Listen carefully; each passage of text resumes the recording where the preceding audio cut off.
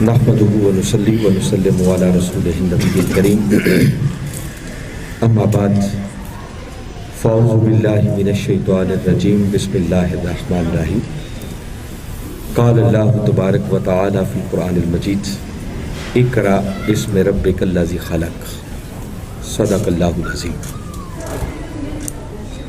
واجب الاحترام جناب محترم قاضی سعید احمد صاحب،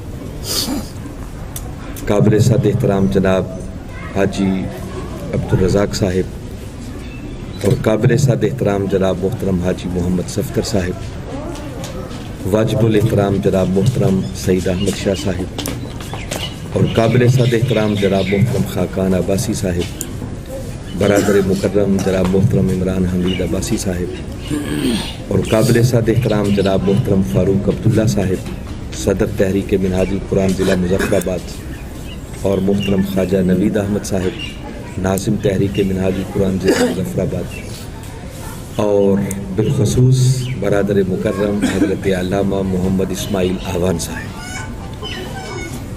اور آج کی اس تقریب میں موجود جملہ معزز مہمانان گرامی اور خواتین و حضرات، السلام علیکم ورحمۃ اللہ وبرکاتہ۔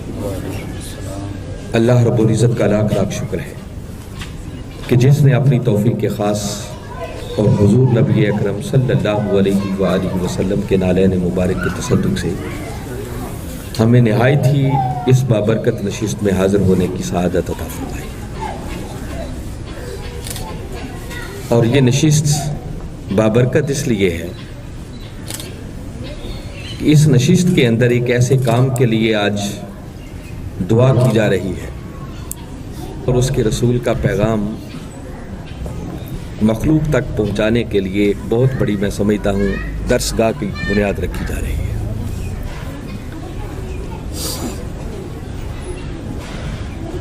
یہ کام بڑا عظیم کام ہے، معمولی کام نہیں ہے، اور خوش نصیب وہ لوگ ہیں کہ جو واقعتاً نیک نیتی کے ساتھ، پورے اخلاص کے ساتھ اس علم کو پھیلانے کے لیے آگے بڑھتے ہیں اور پھر اپنی منزلیں طے کرتے چلے جاتے ہیں۔ ہم اندازہ نہیں کر سکتے کہ اللہ اور اس کے رسول صلی اللہ علیہ وسلم کی نگاہ میں ایسے لوگوں کا مقام و مرتبہ کتنا بلند اور کتنا اونچا ہے۔ اس بات میں شک نہیں ہے کہ محترم پروفیسر سعید احمد شاہ صاحب جو فرما رہے تھے کہ قرآن پاک سے اخذ کر کے یہ لفظ اس ایجوکیشن سسٹم کا نام وہاج ایجوکیشن سسٹم رکھا ہے، جس کے اندر حرارت کا معنی بھی پایا جاتا ہے، اور وہ حرارت میں نے پریکٹیکلی باقاعدہ محترم اسماعیل آوان صاحب کے جذبوں میں دیکھی ہے۔ ان کے 2 وائس میسج میں نے سنے ہیں اور تھوڑی دیر براہ راست ان سے میری گفتگو ہوئی ہے۔ جس طرح کا وہ ارادہ رکھتے ہیں، تمنا رکھتے ہیں، خواہش رکھتے ہیں، اور ان کے جذبوں کے اندر جو حرارت نظر آ رہی ہے، اگر یہ ارادے اسی طرح قائم اور دائم رہے اور ان میں اخلاص کی دولت اسی طرح قائم اور دائم رہی، تو وہ دن دور نہیں ہے جب انشاءاللہ اللہ رب العزت ہمارے اس بھائی کو بہت برکتیں عطا کریں گے اور ان کو ایک بام عروج ہوئی۔ جہاں تک علم کی اہمیت کا تعلق ہے تو یاد رکھیں کہ علم سیکھنا اور علم سکھانا، اگر ہم غور کریں تو اس کائنات کا سب سے بڑا اور سب سے پہلا معلم وہ خود خدا ہے، سبحان، اور سب سے پہلے متعلم جو علم سیکھنے والے ہیں وہ خود تاجدار کائنات صلی اللہ علیہ وسلم کی ذات مبارک ہے۔ ذرا چشم تصور میں لائیں وہ ماحول اور وہ منظر جب غار حرا کی خلوتیں ہوتی ہوں گی اور اللہ رب العزت براہ راست قرآن کے نصاب کی شکل میں اپنے محبوب کو وہاں تعلیم کے زیور سے آراستہ کر رہا۔ یہ مرحلے بھی بہت بعد کی ہیں، اس سے بھی پہلے ایک مرحلہ اور سٹیج ایسا گزرا ہے کہ جس مرحلے پر اللہ رب العزت نے اس غار حرا کے مرحلوں سے بھی بہت پہلے یہ سارا کچھ ایک اور یونیورسٹی اور درسگاہ میں اپنے محبوب کو سب کچھ سکھا دیا تھا۔ آپ کبھی سورہ رحمان پر غور کریں، ایک بڑی لطیف بات کی طرف میں آپ کو متوجہ کرنا چاہ رہا ہوں۔ باری تعالیٰ نے بات یوں کی، فرمایا الرحمن علم القرآن خلق الانسان۔ باری تعالیٰ نے سب سے پہلے اپنا ذکر کیا الرحمن، اور اپنی صفت رحمت کا بیان کیا. فرمایا کون رحمان؟ علم القرآن، جس نے قرآن سکھایا. اور قرآن سکھانے کے بعد اگلی بات کی، خلق الانسان، انسان کو تخلیق کیا. اب اللہ کا کوئی کام بھی حکمت سے خالی نہیں ہوتا. میں بڑی خاص بات کی طرف آپ کو متوجہ کر رہا ہوں. آپ کبھی ان 3 آیات پر غور کریں. باری تعالیٰ نے پہلے اپنا ذکر کیا، پھر آپ نے معلم ہونے کی صفت کا اظہار کیا کہ رحمان وہ جس نے قرآن سکھایا. سکھایا کیا؟ اس نصاب کا بھی ذکر کر دیا کہ وہ نصاب قرآن ہے.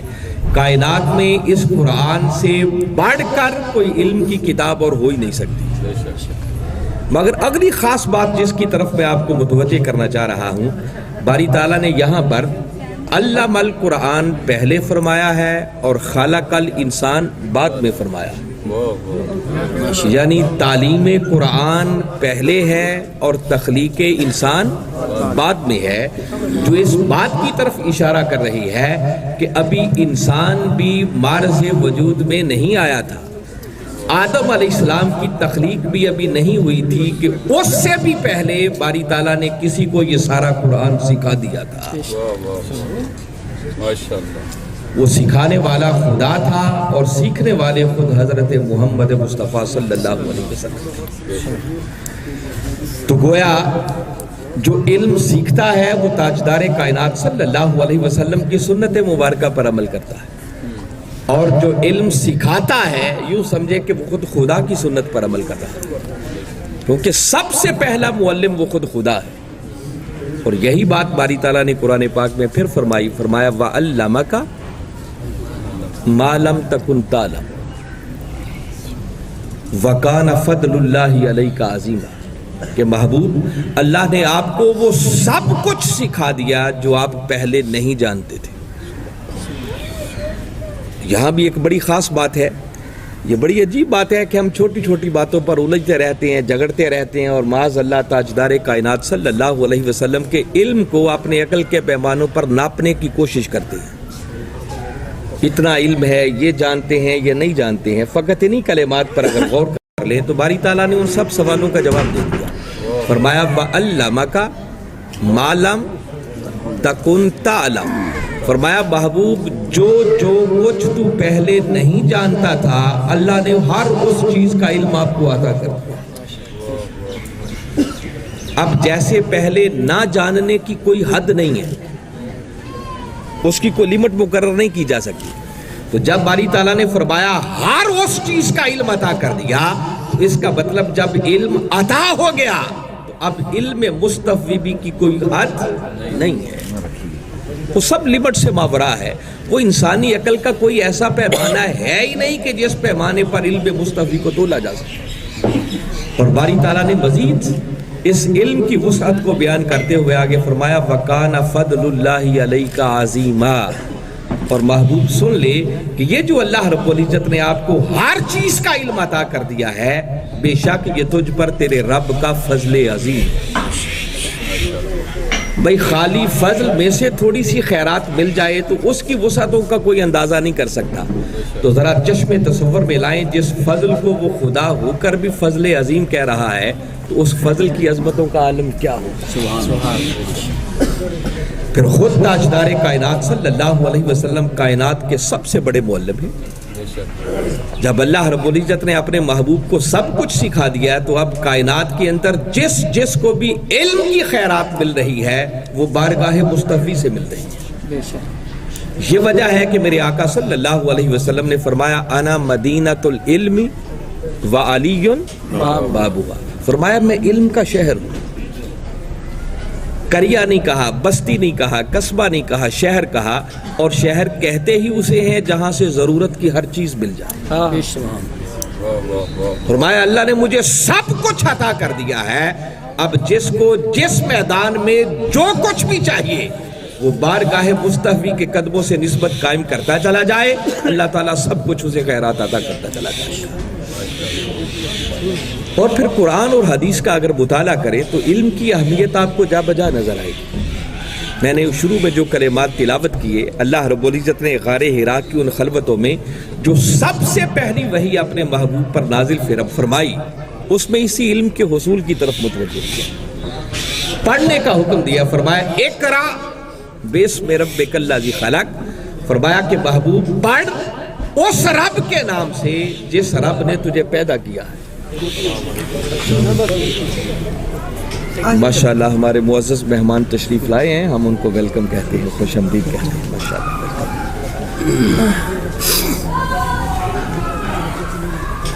تو یہاں سے ایک خاص بات کی طرف جس کی طرف میں متوجہ کرنا چاہ رہا ہوں کہ باری تعالیٰ نے پڑھنے کا حکم دیا، مگر مطلق پڑھنے کا حکم نہیں دیا، خالی علم کا حصول نہیں ہے، فرمایا پڑھ اپنے رب کے نام سے جس نے تجھے پیدا کیا ہے۔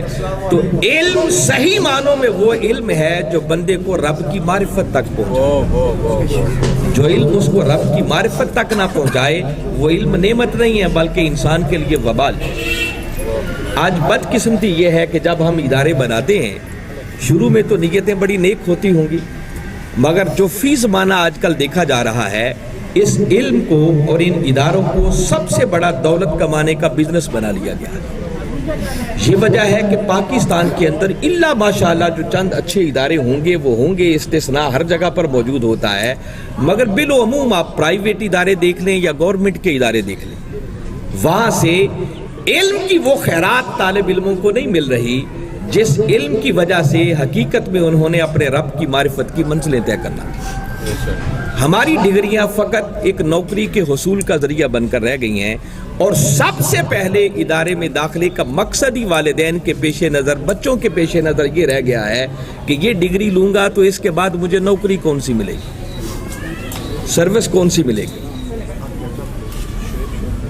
اندازہ کریں کہ اس علم سے کیا فائدہ ہو سکتا ہے جس علم کا مقصد سوائے نوکری کے حصول کے اور کچھ نہ رہے۔ تو میں اپنے بھائی محترم عمران اسماعیل صاحب کو اس بات کی طرف متوجہ کروں گا، اور ان کی پوری ٹیم، اور بالخصوص وہ تمام ان کے سپورٹرز اور ان کے ساتھ چلنے والے جو ان کو گائیڈ لائن بھی مہیا کر رہے ہیں اور ان کے دست و بازو بن کر اس ایجوکیشن سسٹم کو کامیابی کی منزلوں کی طرف لے کر آگے جانا چاہتے ہیں، ان سے گزارش کرنا چاہتا ہوں کہ کسی ایک مرحلے پر بھی آپ کی نیت کے اخلاص میں کوئی خرابی نہیں آنی چاہیے، اور نیت یہ ہونی چاہیے کہ یہاں آنے والے بچوں کو انشاءاللہ ایسا علم عطا کیا جائے گا کہ جس علم کو حاصل کرنے کے بعد وہ واقعتاً اپنے رب کی معرفت کا سفر شروع کرنے والے بن جائیں گے۔ یہ تو پہلی سیڑھی ہوگی، اب یہ ابتدا ہوگی۔ حضور داتا گنج بخش علی حجویری رحمۃ اللہ تعالیٰ علیہ کی کتاب کشف المحجوب کو کبھی پڑھیں، آپ معرفت کے سفر کو طے کرنے کے لیے اس سے بڑی کتاب آپ کے پاس اور کیا ہو سکتی ہے، مگر آپ اس کتاب کا مطالعہ کریں، انہوں نے پہلا باب جو رکھا ہے وہ علم ہے، جس کا مطلب کہ جب تک جہالت سے علم و آگہی کا سفر شروع نہیں ہوتا، کوئی معرفت کے سفر میں پہلا قدم طے کرنے کے قابل بھی نہیں ہو سکتا۔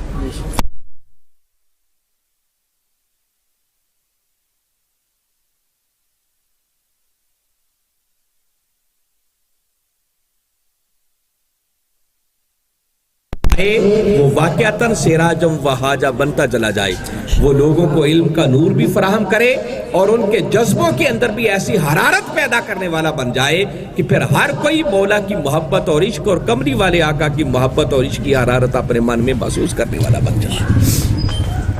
اس کے لیے میں بالخصوص محترم عمران اسماعیل صاحب کے والد محترم کو، محترم اسماعیل طاہر صاحب، ان کو اور ان کے والد محترم کو، ان کی فیملی کو، ان کے خاندان کو صمیم قلب سے مبارکباد پیش کرتا ہوں۔ دعا گو ہوں کہ اللہ رب العزت اس کاوش کو اپنی بارگاہ میں شرف قبولیت عطا فرمائے، اور میں ریکویسٹ کروں گا بالخصوص ان کی فیملی کے احباب سے کہ آپ ان کی سرپرستی فرمائیں۔